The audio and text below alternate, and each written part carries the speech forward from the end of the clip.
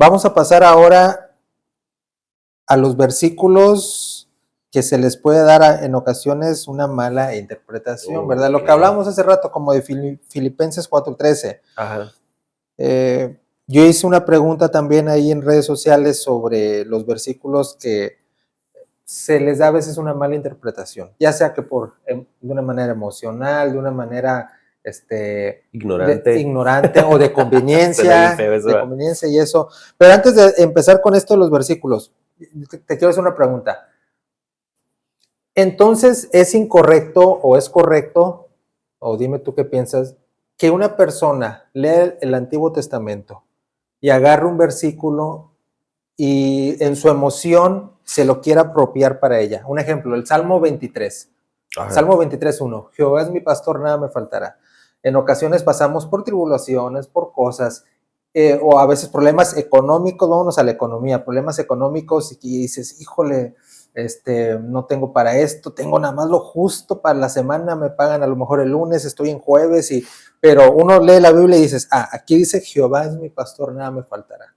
¿Es correcto eso o tiene que hacer una hermenéutica ahí, un exégesis? No, yo creo que ¿Cómo es eso? No es necesario, porque por la fe puede suceder que sí le venga la provisión, ¿no? Y él creyó en la palabra y la agarró y la hizo suya.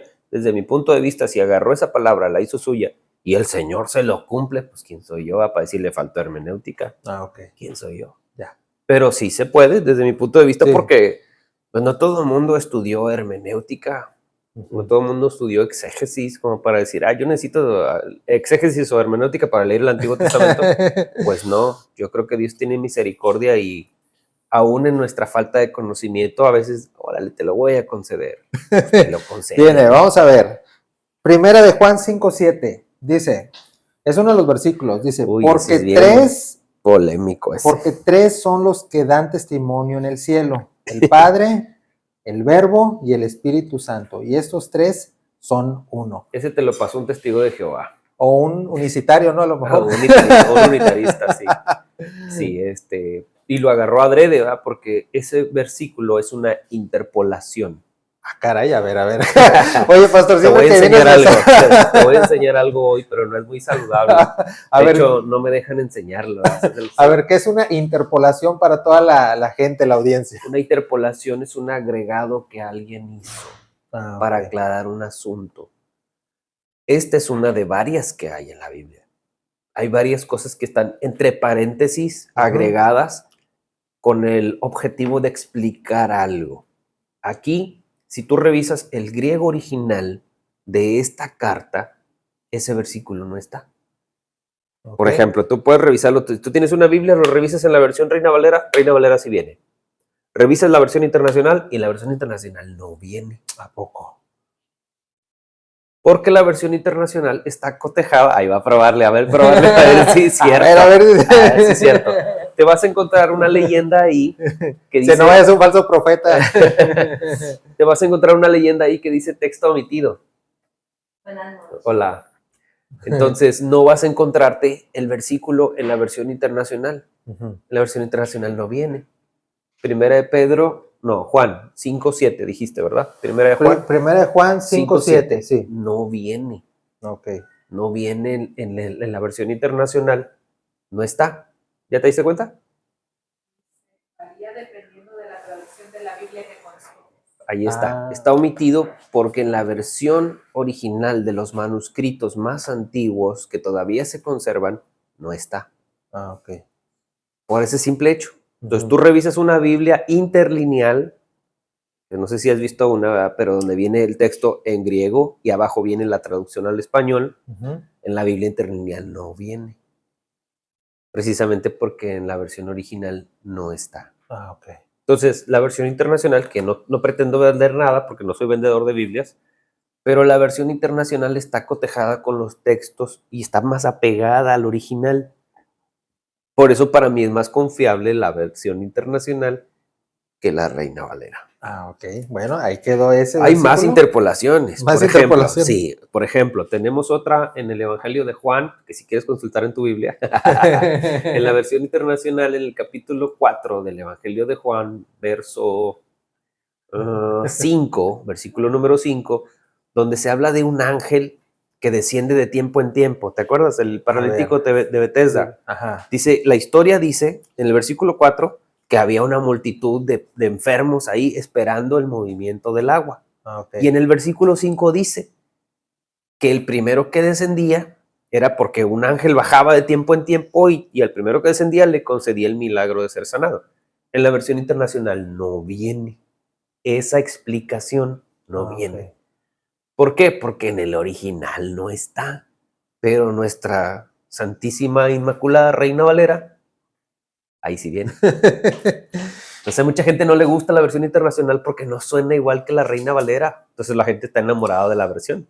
Me imagino. Vámonos a otro versículo. Filipenses 1:6 dice, estoy convencido de esto, el que comenzó la buena obra en ustedes la irá perfeccionando hasta el día de Cristo Jesús. Ok, el que comenzó la buena obra la va a terminar. Eso lo usamos regularmente para decirle a alguien, todavía no termina Dios contigo. Ándale, o vas a ir mejorando. Sí. A mí me lo decían mucho cuando entré en la alabanza. Uh-huh. Que yo decía, ay, yo venía de tocar de afuera, pero cuando entré al grupo, pues me batallaba para agarrar el hilo cristiano.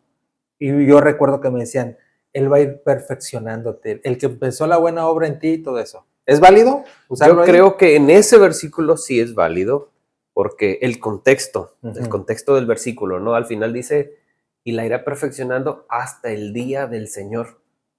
Eso es cierto. Tú y yo estamos en un proceso de perfeccionamiento o santificación hasta que el Señor venga. Ninguno de nosotros aquí en la tierra es una obra completa o terminada. Entonces sí es correcto decir, la va a terminar el Señor. Sí, ¿cuándo? Cuando venga por nosotros, ¿no?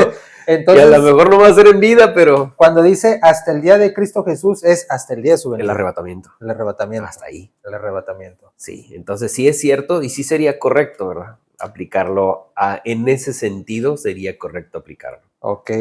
¿En qué otra cosa se usa ese? Pues sí, ¿verdad? En eso. Es lo más común. Lo más común. Por eso te digo, no lo veo como un problema. El que viene. A ver. Que viene está... Yo creo que aquí nos vamos a llevar un buen de tiempo. Malaquías 3:10. El diezmo. Dice, traed todos los diezmos al alfolí, ya hay alimento en mi casa, y probadme. Ahora en esto, dice Jehová de los ejércitos, si no, os abriré las ventanas de los cielos y derramaré sobre vosotros bendición hasta que sobreabunde. Malaquías 3:10. ¿Cuánto contenido reel tratando de desvirtuar esto? Unos están a favor, otros en contra. A ver, tú eres el experto. ¿Qué interpretación tenemos que darle a Malaquías 3:10? Ok. Primero vamos con lo que la gente dice. A ver. La gente comúnmente dice que el diezmo ya no es algo para hoy, pero los judíos siguen haciéndolo. Entonces, pero hay mucha gente que dice, no, ya no funciona, el diezmo es algo que ya no funciona porque se hacía en especie en la antigüedad. Entonces, para que tú recibas diezmo, tendrías que tener gente trabajando en el campo para recibir el diezmo en especie. Pero pues eso obviamente fue cambiando, ¿no? Con el tiempo el dinero desapareció, la especie desapareció y fue sustituido por dinero. Entonces, pero el contexto es lo que nos puede decir, ¿verdad? Si está bien interpretado o no. La hermenéutica es la que nos puede ayudar aquí a decir si está bien o no está bien, si es correcto o no es correcto. Y me voy a agarrar de una sola palabrita. Podemos usar más, pero por ejemplo, el Señor dice, pruébenme ahora en esto. Yo lo dejo a consideración de la gente. ¿Quieres darlo? Qué bien. Estás probando al Señor. Si te va bien, síguelo dando. Si no te va bien, no lo des. Pero lo que dice ahí, a mí se me hace bastante grueso, ¿no? Porque el versículo 8 dice, ¿robará el hombre a Dios? Entonces, si te agarras del contexto, está amenazante el versículo. Digo, todo el mundo puede usarlo para amenazar a la gente y maldecirla, ¿no? Sí, claro. Por eso, y hay muchos pasajes donde el Señor en el Antiguo Testamento dice que Él cerró el cielo, porque la gente no estaba llevando a cabo este asunto, ¿no? De dar lo que le corresponde a Dios. Y el Señor dijo, ustedes me engañaron y me robaron. Entonces yo cerré el cielo. Y luego viene la promesa, ¿no? Entonces pruébenme ahora en esto. Y si lo hacen, yo voy a abrir las ventanas de los cielos. Entonces, aquí yo lo dejo a consideración de cada quien, ¿no? Porque es un tema polémico. Yo a veces pienso que hay que bautizar a la gente con todo y cartera porque es difícil, ¿no? Es polémico. La gente no quiere diezmar. Eso quiere decir que tienen un problema de relación con el dinero. ¿Y qué dijo Pablo con respecto a eso? Que la raíz de todos los males Es el amor, el dinero. Oye, pastor, pero este versículo también... Ya los conecté, ¿ya te diste cuenta? Sí. Ahorita voy a conectarte otro. Este versículo también se utiliza mucho a veces para meter temor en las personas, ¿verdad? Sí, lamentablemente. sí, Es de que si cuando tú lo tuerces. Ándale, cuando haces Eisegesis. porque muchos dicen, es que si tú no das diezmo, Dios no te va a abrir las ventanas de los cielos. A ver, yo te pregunto, actualmente, 2026, si una persona no diezma, porque dice, ¿sabes qué? Porque hay varios que nos están viendo que no diezman, ¿verdad? Si una persona dice actualmente en el 2026, yo no diezmo, ¿Dios no le abre las ventanas de los cielos? Yo creo que es un problema administrativo. Ya. Es un problema administrativo de actitud y de relación. Porque todos tenemos relación con el dinero, ¿no? O el dinero te controla o tú lo controlas. Te controla o lo administras. Entonces uno tiene que tener una correcta relación con el dinero. Hay un pasaje donde un personaje dice, voy a hacer mis graneros más grandes. ¿Te acuerdas de la historia esa? Es una parábola de Jesús. Voy a hacer mis graneros bien grandes porque ya no me cabe lo que tengo aquí reunido y como voy a seguir juntando más, voy a hacer mi granero más grande. Y el Señor le dice, necio, ¿no sabes que hoy alguien viene a pedir tu alma? O sea, a lo que voy es que esa relación que tenemos con el dinero es insana a veces. Que cuando uno dice, bueno, vamos a diezmar y tú tienes una correcta relación con el dinero, dices, no te duele darlo. Pero cuando ya es mucho, por ejemplo, cuando alguien gana 1,000 pesos a la semana, voy a hablar de dinero, estamos hablando de dinero. Dale, échale. Gana 1,000 pesos a la semana, no se le hace duro dar 100 pesos de diezmo. Pero si gana 100,000, uy, 10,000. Ahí hace. Ay, ¿cómo que es? Y luego dárselos a este vato que, entre comillas, voy a entrecomillarlo, no trabaja, porque eso es lo que dicen de los pastores, ¿no? Ojalá estuvieran un día en la semana conmigo para ver si trabajamos o no. Y ahí es donde a veces la gente dice, no, ya me dolió, porque pues es mucho.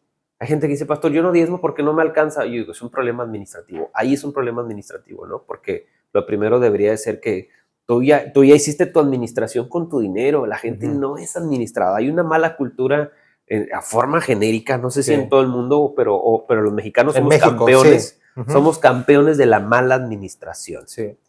O sea, lo último que hacemos es un presupuesto. Es lo último.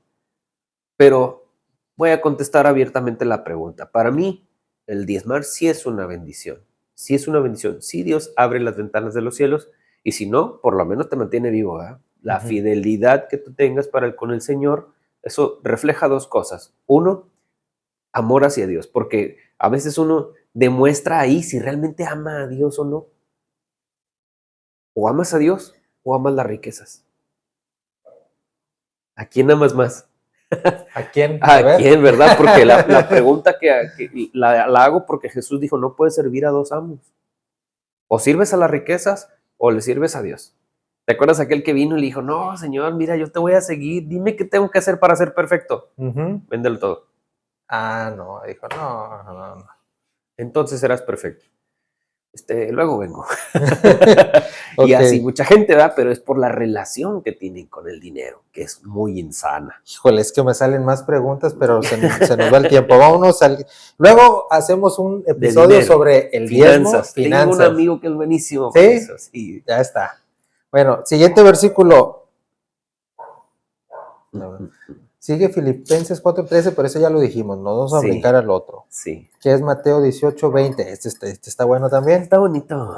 Mateo 18:20. Porque donde están 2 o 3 congregados en mi nombre, allí estoy yo en medio de ellos. Esto es para los que no se quieren congregar a veces. Sí, eso está bueno. A ver, utilizando hermenéutica, exégesis, ¿qué interpretación podemos darle a esto? La hermenéutica dice que la interpretación literal es la más simple y casi siempre la más correcta. Okay. Entonces aquí lo que está diciendo el Señor Jesús es prácticamente una promesa, y aquí el problema estaría a veces en que uno agarra promesas que no le corresponden, pero esta es bien simple. Si el Señor prometió estar ahí, pues lo está. A veces, aunque no haya ni 2 ni 3, con que estés tú, el Señor está en ti, ahí está. Ok, pastor, aquí surge una pregunta. en este versículo muchos lo agarran porque lo he escuchado, estamos en redes sociales, me aparecen reels, hay creadores de contenido donde dicen, este versículo dice, donde 2 o 3 estén congregados en mi nombre. Dice, no dice en un templo, no dice en una iglesia. Y muchos de ahí lo agarran para decir, yo no voy a una iglesia, yo me reúno en una casa. Ujú. ¿Es buena interpretación esa? El problema es la necedad en el corazón de esa persona que no se quiere congregar. Pero entiendo por qué. La gran mayoría de los que no se quieren congregar es un problema de rebeldía. No quiero sujetarme a alguien. Ajá. Entonces, para mí, yo me sujeto a Dios. Yo no me sujeto a ningún hombre. Pero ahí hay un problema, ¿verdad? Porque el pastorado, por ejemplo, es algo que también está en la Biblia, ¿no? La Biblia dice, sujétense a sus pastores, ámenlos, hónrenlos. Entonces, pero hay Imiten la gente, fe de los pastores. sí, también, dice. imiten su fe, dice la Ajá. carta a los hebreos, ¿no? Pero hay gente que no quiere eso y omiten ese versículo, ¿no? Entonces Ujú. ya estamos en un problema. Pero cuando lo usan para no congregarse, creo que ahí hay otro problema mayor, ¿no? Un problema mayor. Porque yo creo que está bien. Yo me reúno en mi casa. ¿Con quién? Con mi familia. ¡Qué bien! ¡Qué padre! ¡Qué bueno! ¿Y a quién le diezmas? ¿A tu esposa? O, bueno, punto de aparte, ¿verdad? Tampoco creen en el diezmo. Se lo comen mis hijos. Pero le veo el problema al hecho de que lo usaron sacándolo de contexto. Ok. Porque ahí Jesús está prometiendo su presencia. Entonces ellos están diciendo, si está conmigo, pues yo no me reúno en ningún lado, pero aquí dice que si hay 2 o 3 y como mi esposa y yo somos 2, pues ya lo hicimos, ¿no? Aquí está Dios con nosotros. A mí se me hace muy necio, ¿no? De parte de la persona decir que ahí está Dios. Digo, con ese corazón así de duro y de entenebrecido, digo, lo dudo mucho, ¿no? Ok, ya está. Pero lo agarraron como un pretexto. Un pretexto. Ajá, aquí es donde decimos, ¿no? Un texto sin su contexto es un pretexto. Me acuerdo ahorita, se me está ocurriendo, ahorita que hablamos de congregar, hay el versículo que dice que Dios no habita en templos hechos por manos de hombres. Ajá. Por eso muchos también dicen, ¿para qué vas a la iglesia? ¿Para qué vas al templo? Si ahí la Biblia misma lo dice, Él no habita en esos lugares. ¿Es una mala interpretación o cómo se le puede hacer? Sí, es una mala interpretación. Es cierto que somos el templo del Espíritu, eso es verdad. Dios no habita en templos hechos de piedra, pero pues necesitamos un lugar para reunirnos. Pero sucedería lo mismo si nos reuniéramos debajo de un árbol, te lo aseguro. Yo le he dicho esto a la gente a veces, ¿no? Hermano, si algún día ya no podemos pagar la renta de este lugar, ¿quién se va conmigo debajo de un árbol? Y la gente levanta la mano, ¿eh? Aunque no lo vayan a hacer, ¿eh? Pero levantan la mano. A lo mejor para hacerme sentir bien. Pero lo correcto es eso, ¿verdad? La iglesia sigue siendo iglesia. Entonces hay gente que me dice, un día comenté esto enfrente de los niños y mis hijos salieron bien alterados de la iglesia porque yo dije eso enfrente de la congregación, ¿verdad? Si algún día ya no podemos pagar la renta, nos vamos debajo de un árbol. Y me dice mi hija, papá, entonces nos van a cerrar la iglesia. Y a ver. La iglesia somos nosotros. Nos podemos reunir en una casa, nos podemos reunir en un templo o nos podemos reunir debajo de un árbol y eso nos convierte en iglesia. Somos un grupo de gente que adora a Dios. Eso es la iglesia, no una estructura física, no un edificio. Entonces aquí es lo que decimos, ahorita Dios no está ahí en el templo, ya salimos todos, hoy no hay actividad, hoy no hay reunión, hoy no hay culto. ¿Dios está ahí esperando a que lleguemos nosotros? No. O sea, ahí está un error de interpretación, ¿no? Sí, pero es correcto decir que Dios no habita en templos hechos por manos humanas, porque ni modo que yo le voy a hacer una jaula a Dios para encerrarlo ahí. Dios no cabe en mi molde. Se entiende. La explicación que estás dando se entiende a la perfección sobre eso. El siguiente versículo es Hebreos 10:25. Dice, este también es similar, dice Hebreos 10:25, no dejando de congregarnos como algunos tienen por costumbre, sino exhortándonos y tanto más cuanto veis que aquel día se acerca. No dejando de congregarse como algunos tienen por costumbre. El contexto está increíble, brother, y hay que tomarlo en cuenta de ese pasaje, porque el contexto habla de más cosas, pero aquí lo que preguntas es si habla de congregarse, no dejando de congregarnos. Sí, sí está hablando de eso, ¿verdad? Porque ¿dónde recibes tú la exhortación para las buenas obras? Aparte de la Biblia, pues en el templo. ¿Quién es el que te dice? Bueno, esto es algo que yo veo muy común en la iglesia, ¿no? A veces estoy predicando y escucho a mi gente decir, de mí no estás hablando, pastor, porque recibieron una palabra de parte del Señor y yo no andaba detrás de ellos, pero hay gente que me lo dice, ¿verdad? Cuando termino de predicar, pastor, nada más te faltó decir mi nombre, porque parece que anduviste detrás de mí toda la semana. El típico. Sí, y yo le digo, no, fue Dios que te estaba hablando. Obviamente, va. No, yo sé, pastor, es una broma, es cotorreo. Pero específicamente es ahí donde Dios te habla. Y por ejemplo, a mí se me hace bien padre, una buena, un buen motivo para mí para congregarse es que, por ejemplo, yo no tengo todos los dones del Espíritu. Tengo los míos, pero la iglesia se complementa con los dones. Por ejemplo, hay quien en la iglesia tiene el don de interpretación de lenguas. Yo no lo tengo. Escucho a alguien hablar en lenguas y que sí tiene el don, me dice, ¿oíste lo que dijo el hermano? Yo no le entendí ni papa, pero sí. Entonces hay gente que tiene otro don, el don de palabra de ciencia. Pastor, una hermana se me acercó y me dijo así, todo lo que yo estaba pasando. ¿Quién le contó? Nadie, el Espíritu Santo se lo dijo, pero esta persona fue y le habló de parte de Dios al otro, porque el Espíritu Santo lo usó. Entonces, ¿dónde se da todo esto? En la congregación. Por eso me parece muy interesante que el escritor diga, no dejando de congregarnos, porque tiene sus beneficios. Como algunos han dejado de hacerlo, algunos, y eso para mí es una pedrada, así como que la aventó así discretamente, ¿no? Porque sí estaba diciéndoles que no está bien que no se congreguen, no está bien. Y antes de este versículo habla acerca del estimularnos a las buenas obras, pero también compartir las cosas buenas, ¿no? Es ahí donde yo de repente escucho a alguien decir, pastor, ore por nosotros porque la estamos pasando muy mal, tenemos una escasez económica. Entonces alguien de repente se me acerca y me dice, pastor, le da esta ofrenda a fulano de tal porque mire, la escuché que estaba pidiendo oración y yo quiero que el Señor conteste su petición. Tenga, déselo. Yo le llevo la ofrenda y me dice, no le diga mi nombre, por favor. ¿A poco sí? Sí. ¿Ha pasado eso? Sí, claro, Wow. claro. O nosotros mismos, ¿verdad? Mire, alguien le mandó esto. No se lo mandó nadie, se lo estoy dando yo, ¿verdad? Alguien le mandó esto. Ay, pastor, supiera que nosotros estábamos orando. ¿En dónde sucede eso? En la congregación. La iglesia. En la gente que se ama y por amor comparte. No, nadie va a ir a tu casa, ¿verdad? Digo, sí ha pasado. Tampoco voy a negar que ha pasado, ¿verdad? Que de repente alguien llega porque el Espíritu Santo lo mandó a un lugar con fulano de tal. Pasó con Pedro, ¿no? Estaba Pedro en la azotea de la casa, está en el capítulo 10 del libro de los Hechos, y de repente ve la visión, ¿no? Y escucha al Señor que le dice, no llames inmundo lo que yo ya santifiqué, y luego llegan dos hombres y el Señor le dice, no dudes en ir con ellos. ¿Quiénes son esos dos hombres? Dos gentiles que vienen a invitar a Pedro, que no le gusta entrar a la casa de los gentiles, y los judíos odian entrar a la casa de los gentiles, y viene y le dice a Pedro, que vaya a esa casa donde hay gente congregada para escuchar la palabra.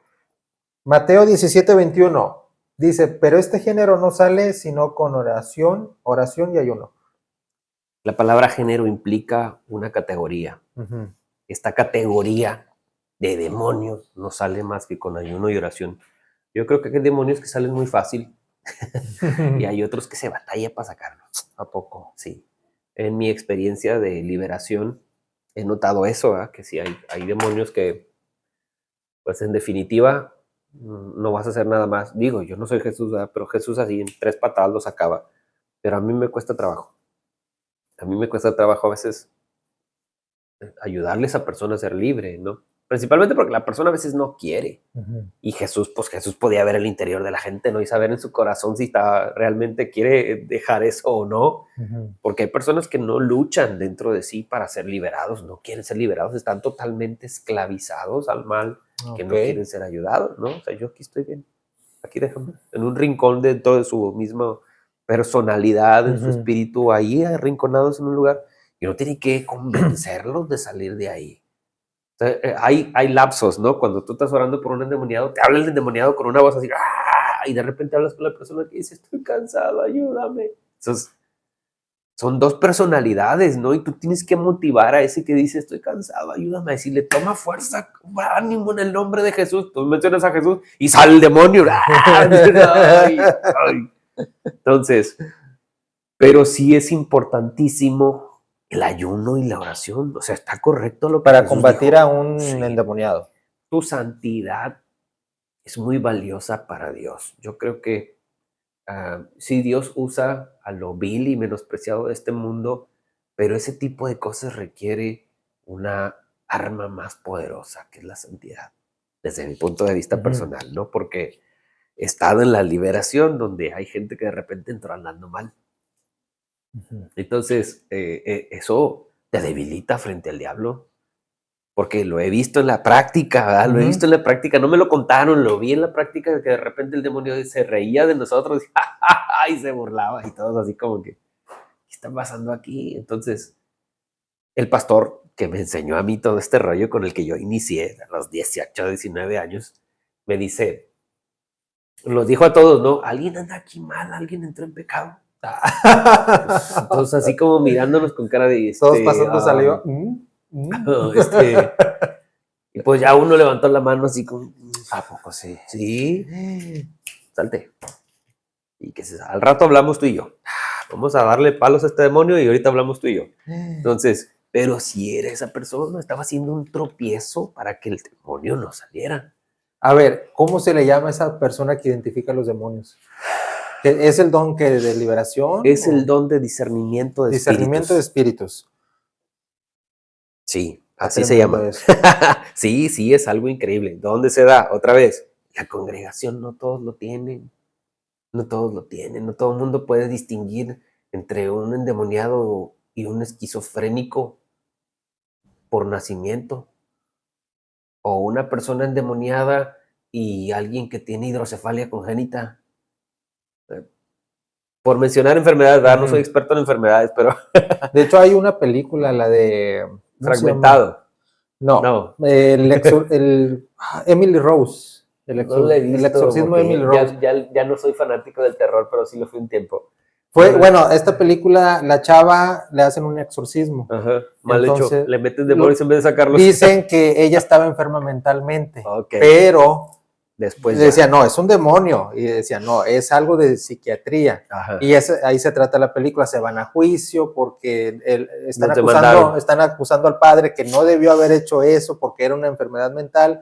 Pero el padre dice, no, sí, era un demonio. Ahí, la película está buena. Ajá, me gustaría. Entonces, está muy interesante esa película. Causó mucha polémica también, porque varias veces se confunde, como tú dices. Dicen, no, es que no es un demonio, está mal mentalmente. Pero, ¿cómo saber eso? Pues el discernimiento espiritual. Así es, y yo creo que no todo el mundo lo tiene. Hay gente que, pues como los hijos del Seba, ¿no? El libro de los Hechos.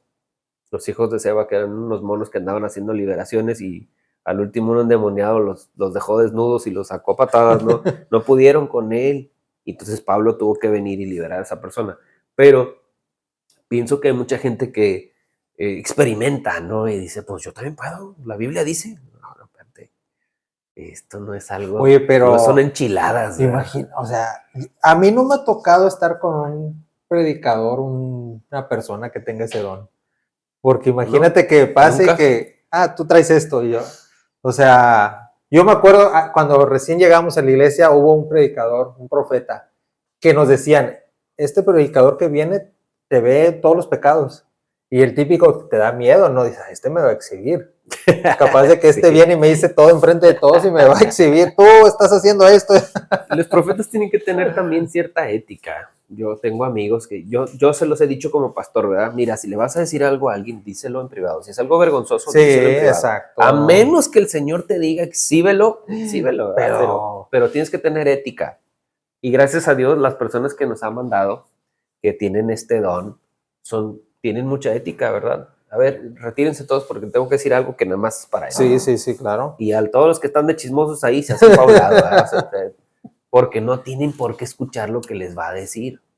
Pero aquí es donde entra la ética ministerial, ¿no? De una persona que sabe si se lo digo enfrente de todos o se lo digo en privado, ¿no? Jesús dio reglas para eso. Entonces, alguien que tiene el Espíritu y conoce la Escritura y tiene hermenéutica, sabe que Jesús dijo, ¿verdad? Si tienes una bronca con tu hermano, ¿qué tienes que hacer? Tú y él, estando solos en privado, corrígelo. Si se corrige, habrás ganado un aliado. Pero si no, búscate 2 o 3 testigos, ¿verdad? para que todo conste en boca de 2 o 3. Si no te hace caso, bueno, pues dilo a la congregación. A toda la congregación. Claro que ahí yo considero que es el liderazgo, ¿verdad? A todo el mundo, para que vas y lo quemas con todo el mundo. Lo otro que dijo Pablo es entrégaselo a Satanás, que es mi favorito, pero no lo hago. Regularmente no lo hago. Entonces, oye, esos son uno de tantos versículos, ¿verdad? Pastor, ¿todos los pastores deben de saber hermenéutica? considero saludable que sí. Okay. Es saludable porque no andas inventándote cosas, no andas sacando textos de contexto y no estás dándole promesas falsas a alguien. Eso es muy típico. Entonces puede ser que alguien por la fe la agarre, ¿verdad? Y diga, esta promesa es mía porque el pastor dijo. Ajá. Y no le funciona, ¿verdad? Sale el tiro mal. Entonces, ¿quién tuvo la culpa? Pues el pastor que predicó un versículo fuera de contexto. Además, siento que el diablo es el experto en sacar cosas de contexto. Adán y Eva. No. Ándale, ¿Cómo que te vas a morir? A ver, Adán y Eva, venga. ¿Cómo que te vas a morir? No vas a morir, te le dijo a Eva. No te vas a morir. Vas a ser igual que Dios. Torció la palabra. Dios les dijo que no probaran del árbol del conocimiento del bien y del mal. Y la palabra te vas a morir. Alguien pudiera decir, sí se cumplió porque no se murió. Pero la palabra muerte, que viene del griego thanatos, significa separación. Entonces, sí hubo una separación de Dios por el simple hecho de la desobediencia. Sí se murió. A lo mejor físicamente no, pero sí se murió. Ese es el problema, ¿no? Entonces, sí hubo una muerte, pero Satanás vino y lo torció. Jesús fue tentado en el desierto. Satanás vino y le dijo, si eres el Hijo de Dios, aviéntate. Al fin, ¿qué dice el libro de los Salmos? ¿No? Que va a enviar ángeles para que... Conoce la palabra y la torció. Y la torció. Entonces, pues, posible que si uno no sabe hermenéutica, te estés torciendo la palabra. ¿Cuántos no hacen eso? ¿Por qué los libros apócrifos fueron destituidos de la Biblia? Por ser considerados faltos de inspiración. La misma iglesia los desechó. La misma iglesia que tiene el discernimiento del Espíritu. El apóstol Juan dice, ¿no? Que nosotros tenemos la unción del Santo. Para mí eso es una unción que sirve para saber si algo es o no es. Pastor, ¿el libro de Enoc tiene veracidad? No. Desde mi punto de vista, no. Lo he leído y a mí el Espíritu me dice, esto no viene. Esto no va. Es mi punto de vista personal, pero también lo analicé literariamente. Tiene muchos errores que yo digo, a lo mejor el escritor no estaba muy inspirado, ¿verdad? No estaba muy inspirado porque, bueno, en la Biblia, todos los libros nosotros consideramos que fueron inspirados por Dios, ¿no? Y la inspiración tiene también ese toque divino del orden literario. La Biblia tiene todos los estilos literarios, ¿no? Hay poesía, hay crónica, hay narrativa, hay bibliografía. Entonces, todo eso lo tiene la Biblia, tan rico en literatura, que cuando ves un libro tan desordenado como el de Enoc, yo digo, el Espíritu Santo no está aquí, esto no corresponde al orden de Dios, porque Él tiene un orden, ¿no? Okay. Entonces no concuerda. Y yo no digo, concuerda. No. Desde mi punto de vista, no. Muy bien. Una última pregunta. ¿El Dios del Antiguo Testamento es el mismo que el del Nuevo? Y si es la respuesta sí, ¿por qué? ¿Por qué cambia mucho? Yo creo que es falta de lectura, hermano. A ver. Porque para mí es el mismo Dios del Antiguo Testamento que dice, con amor eterno te he amado. Por lo tanto, te prolongué mi misericordia. Eso es amor. ¿Sí o no?